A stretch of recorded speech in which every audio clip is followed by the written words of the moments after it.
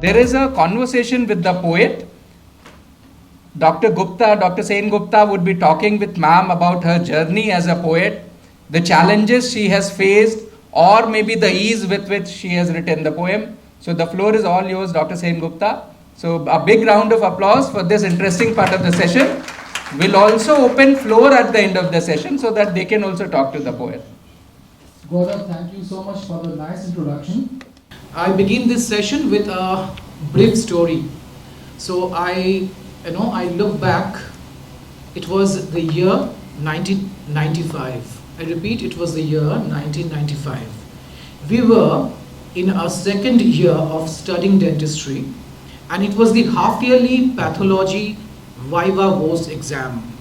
Our examiner was the then department head, Professor Shikha Das, a celebrated academic in West Bengal. Professor Das was an erudite teacher, but the students were awed by her persona. I was visibly anxious. I'm anxious now too. Our seniors told us that it was challenging to address her questions, not because of the questions in particular, but because of how Professor Das threw those questions at her students. Back then, we didn't enjoy the space of calling out our professors or teachers in public and tagging them intimidating. Those were the real days, free of any social media influences. And as I entered the room and approached Professor Das, she smeared a smile on her lips and asked me, "Kiriti, how would you stain a blood film?" The question was, how would you stain a blood film? And she added, "This is the only question I could ask you." We were taught blood film staining in our first year of physiology. That's a typical question for any first year students, not necessarily for one who is studying in the second year. Although I knew the answer, I was instantaneously shaken. Why is she asking me this? Doesn't she find me equipped enough to answer a question from the core subject? That's how our teachers trained us. That's how our professors helped us shed inhibitions. So today, I'll let our author Neha Bansal answer me unhesitatingly.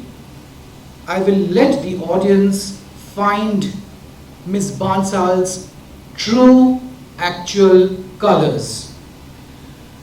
Hello, Neha ji. Gaurav has already introduced all of us, and as your publisher, I know who you are. But I'm not convinced. Can you tell us who you are? You are an IAS officer, so to speak, or a poet, or a writer in the first place. So who is Neha Bansal?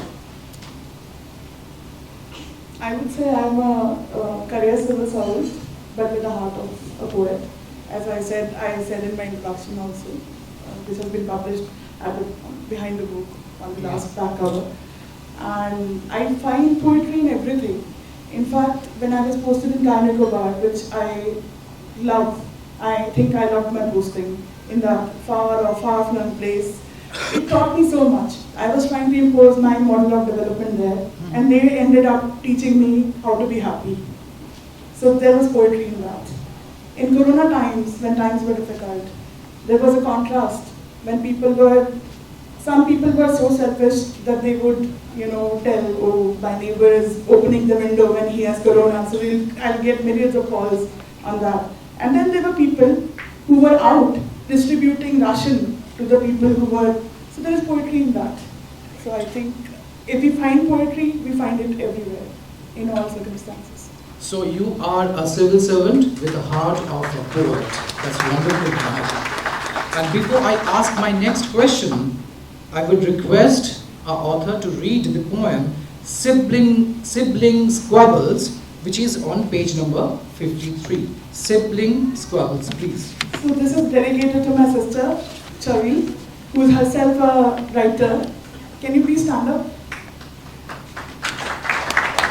I always thought she was the bane of my life. So, till she got married, so this poem is all about that. So, my elder sister, like all the elder siblings of the world, loved to tell me how I was rescued as a baby from a filthy talab in the nondescript town of northern India. She would laugh satanically as she would remind me how everything from grandparental love to the polka dots dress was handed down to me after her. In my dreams, I would often see her as this witch, forecasting that from my stomach a giant orange tree would grow as I swallowed the seeds accidentally. As I grew a little older, we literally fought tooth and nail. Actually, tooth and nail were involved in that. Teeth and nails. About the domestic duties assigned by our mom. She would cajole me to exchange the post-dinner mango shake making duty with the floor mopping ones. She will coax me into beds so that the loser would attend to the dessert cooler filling duties while the winner would sleep right next to it. We called each other with the choicest names of the ogresses from the epics. I could name them, but it's okay. Of ogresses from the epics, and even the most banal ones common among unimaginative siblings. So you can imagine. In short, convinced fully that she was indeed the very bane of my life. How I prayed that she gets married soon. Why then did I cry like a baby, clutching her leftover clothes the day after her wedding? Wonderful. Thank you so much, Neha. Your book is filled with your memories, nostalgia, relationships, and of course, food. But can you discuss the familial relationships that actually helped you evolve as a poet? Now, ma'am talked about how Baba is so important in my life. And I think 13 years after his death, I still miss him. Because I remember him, night after night, he would tell me stories. Stories that were religious, stories that were secular. Stories that taught me so much, and his basic habits taught me so much. He was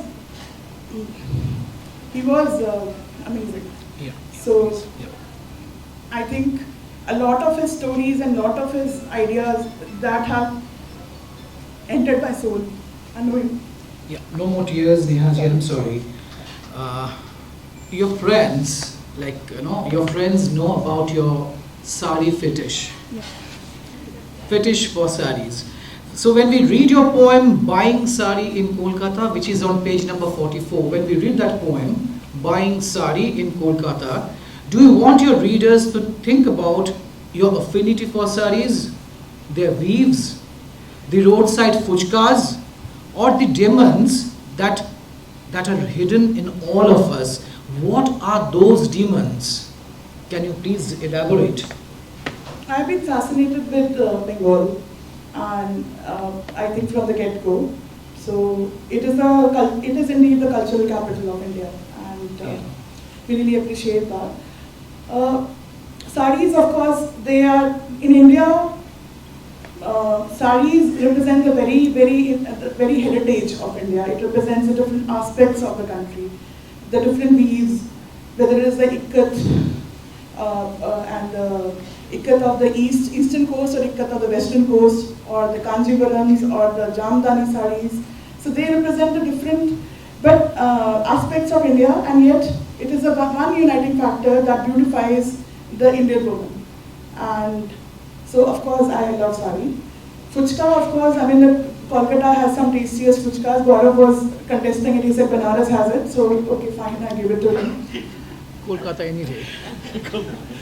So, demons, yes. I think it's very important to recognize the demons. It's very easy to have a very a big image of yourself as a hero or a heroine. But it's also equally important to recognize your own demons. I know my demons. I don't want to tell them here, but one of them is indiscipline. I think I'm pretty indisciplined as a person, and I would like to change that. So, when we all want to become goddesses and God, so it is important to recognize that rather than killing outside demons, कि उसने मेरे साथ ऐसे कर दिया तो उसको पिटाई कर दूँ, उसको ऐसे मार दूँ, उसको कोर्ट ले जाऊँ. I think it is important to kill our own demons. And it is very, very important to know your own demons. Because if you don't know, then you will never be able to kill that demon. So that's it. Right, thank you. Moving to the next question. Whoever has a copy of the book, you can go to page number 35. Page number 35 has the letterbox. Neha ji, I would request you to read that poem, The Letterbox, and let us know how the days were as you migrated from one city to another as a child. I think the poem would say it. So it's very lucid. I think it is common to everybody who keeps changing the schools, and even if you're older, then you're changing jobs and cities. Still, it comes to you. But as a student or as a kid, you're very conscious of it. So those were the days when STD was very, very expensive, and so your parents would say, don't you dare touch the telephone. And so we could not stay in touch with our friends, and we'll just wait. Every day we'll come from school, and rather than reading from it. So sure. I think, so I remember coming from the school and every day opening the letterbox, hoping that there would be a letter in a familiar handwriting from my friend, which would, probably keep me happy for days to come. So sometimes it would not be there, sometimes it would be there, we'll be jumping for joy, but sometimes it would not be there and we'll keep missing. In the new school, you'd be like a bacteria under the microscope. So it was a strange feeling to go to new school because people will, measure you up. Teachers will be, and the kids around. And the older you grew, they would be just nonchalant about you. They just wouldn't care. So that's even worse. So I've changed 12 schools in my life, and I know it was so difficult. So I practically don't have any friends from my school days. So all my friends are from my college days. So if somebody asks me, okay, who's your school friend? So it's very difficult to say that. Read the poem. Okay, so I'll read the page number. 35. Those days, when the STD calls were prohibitively expensive and emails were not even heard of, each time my father got transferred from one city to another, it broke our hearts so. As we learned to adjust painfully in the new school, under the scrutiny of curious teachers and suffering the nonchalance of fellow students, aching for the old friends, waiting every afternoon. As we returned home to open the mailbox, hoping desperately that we would find an envelope with our names written in familiar handwriting. Thank you. Thank you so much. Now the inevitable question, your first book, Her Story. Her first book was called Her Story. That was published by Sahitya Academy. And Six of Cups is her second book of poems, which Hawakal published. So what made you approach Hawakal, and how challenging is it to find a publisher, the right publisher for publishing poetry, especially? As Rajarshi sir said that, it's a myth, but honestly I did experience some pain but it was very heartening that when the minute I approached Dr. Sengupta, he was very, very forthcoming, and he said, you send it to us, we'll look into it. So when I sent it to him, and he promised me that he will do it, he will publish it, and it wasn't, if there was any delay, it was from my side. I was like, I'll design the cover, I'll do this, I had all sorts of ideas. But from him, the minute he received the final copy, he was a little hard taskmaster, let me tell you, that you do your editing properly, just saying. But what he said was right, because in Her Story, I saw certain, I used British English at certain places without realizing, of course, because we tend to use British English at some places and American English at some places, so that always creeps into my language without my knowing it. So he told me that you need to correct it first. And then he told me sometimes little angrily, but in record time, within 15 days, the book was out. Yes. So I have to say that I'm really grateful to you. I always write in all my posts, and I'm very grateful to you. We are actually, we are grateful to you for this wonderful opportunity of publishing your work. It goes without saying. And before I end this conversation, Neha ji, I would request you to read three of your most favorite poems from this book. 3 poems. So this is called a love song. It's called, it goes like this.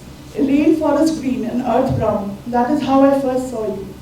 Your goofy laughter, our scintillating conversation, like cascading waterfalls, booming and joyous, made me so oblivious of other dimensions that made you fully human.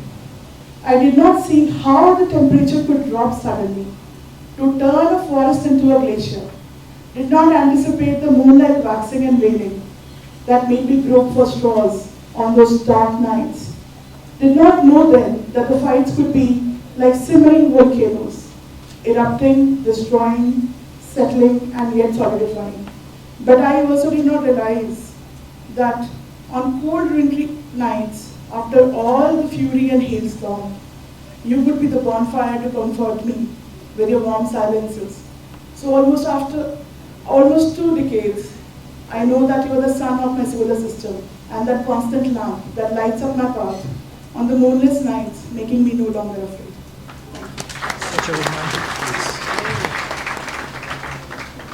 I'll read one more, which is called Car Nicobar, because that's one place which is it's a slightly longish poem. I don't know, these kids have made me so conscious, they keep saying it's poem, poem, poem, somehow it just doesn't come out. So it's poem, I'll call it poem only. So, Weekends in Car Nicobar, that was another beautiful experience. It was not the experience of growing up, but it was the experience of growing up mentally.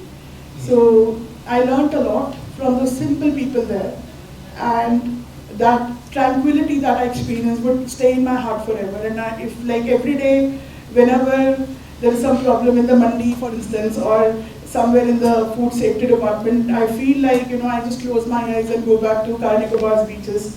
So they give me joy. As the golden beam of the tropical sun danced against our window pane, and the roosters of our Nicobarese neighbors would join the nature's orchestra, it was a sun who, with his cheery alacrity, would be so ready for his weekend mornings at Kinyuka village's beach, where silver sands stretched like the whispers in the breeze, and the shades of cerulean sand, teal and turquoise made the homogeneous azure sky so envious. As a young one fought the imaginary sea monsters and defended valiantly the loyal subjects of his shell-adorned sand fort, we would sit on the warm, white sand to soak in the calm and appreciate the rhythms of a slow, sweet life and watch for hours in an unhurried serenity as the local fishermen leisurely fished just enough for their family's need from their arcanely decorated single outrigger narrow canoes. The lone arrived unassumingly, with a glistening sharp sun and the lazy wind that refused to blow inward, playing hide and seek instead with the shore-based casuarina trees. And after many small naps, and reading and rereading of previous day's newspapers, and having filled their tummies with the Bengali, Rajasthani, local and Tamil food, from a potluck lunch in an isolated isle, without a single restaurant, and after singing to our heart's content, after often tunelessly with homely karaoke mics, we would drive down the narrow serpentine road which trails along the wondrous shoreline to witness the tangerine sunsets when a riot of fiery orange, vermilion and scarlet against the gang of exotic purples, mauves and lilacs painted the beach of Pasa like God's own canvas, making it now the turn of velvety sea to turn dark with envy. The twilight lasted just long enough to appreciate the cicada's mournful song, and as we drove further, the night deepened in the inky glory. No light pollution veiled the cosmic dance witnessed by us as we lay supine on the pandanus-leafed handcrafted Nicobari's mats near Kimeo's bridge, and as these myriad stars fill the inverted sky gold, the hordes of fireflies, we close our eyes to etch this memory deep within us forever. Wonderful. Thank you so much. That was an extremely nice poem. With this, we come to the end of this session.